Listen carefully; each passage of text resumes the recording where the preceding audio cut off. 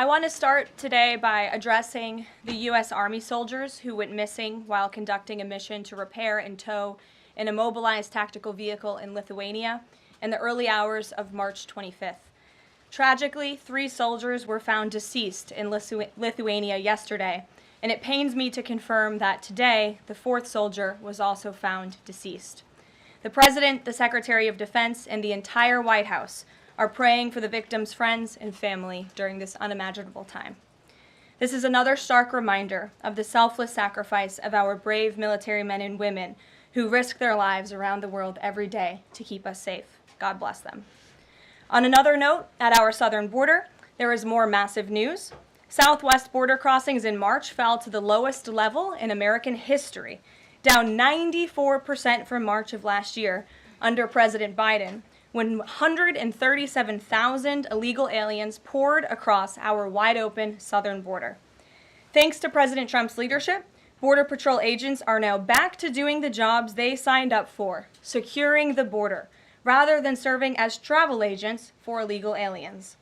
The Los Angeles Times captured the Trump effect on the border with a recent article. Their headline read, "California-Mexico border, once overwhelmed, is now nearly empty." With so few migrants coming into the U.S., they wrote, "Shelters that once served migrants have completely closed." Deportations of illegal aliens who threaten the safety of the American people are also continuing at a rapid pace. Over the weekend, the United States military transferred a group of 17 violent criminals from the Tren de Aragua and MS-13 terrorist organizations to El Salvador. And an illegal alien who was released by the Biden administration into our country was just arrested in Georgia and charged with the horrific killing of Camelia Williams, a mother of 5 and grandmother. The suspect has now been indicted on charges of malice murder, felony murder, aggravated assault, rape, aggravated sexual battery, and necrophilia, which, for those who don't know, necrophilia is a sexual obsession with a corpse. This suspect was ordered to be removed in July 2023, but the Biden administration allowed him to stay. This case represents the ruthless murderers, rapists, and pedophiles who Joe Biden and Democrats let into our country over the past 4 years through our southern border. They should have never been here in the first place. Keep this in mind the next time you see Democrats protesting future illegal alien removals from our country. President Trump is focused on fulfilling his greatest obligation, to keep the American people safe and to defend our country from violent invaders.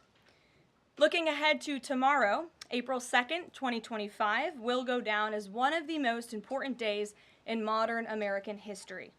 Our country has been one of the most open economies in the world, and we have the consumer base hands down, the best consumer base.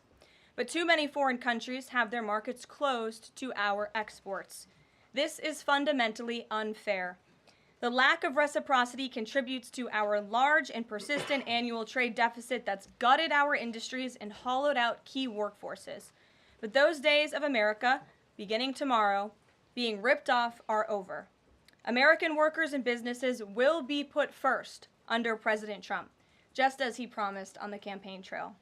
The president's historic action tomorrow will improve American competitiveness in every area of industry, reduce our massive trade deficits, and ultimately protect our economic and national security. President Trump's economic vision is rooted in common sense.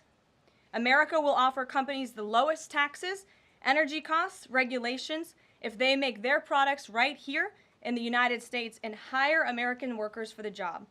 It's simple. If you make your product in America, you will pay no tariffs. We have already seen a number of the largest companies in the world respond to this economic approach.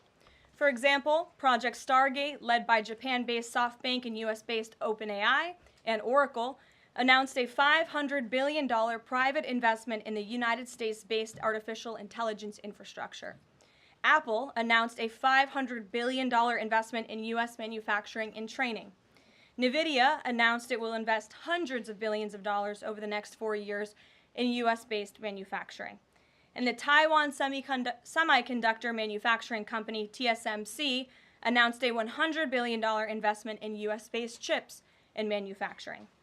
These are just a few of the investment announcements that have already been made, and it is clear that President Trump's America First approach is already working.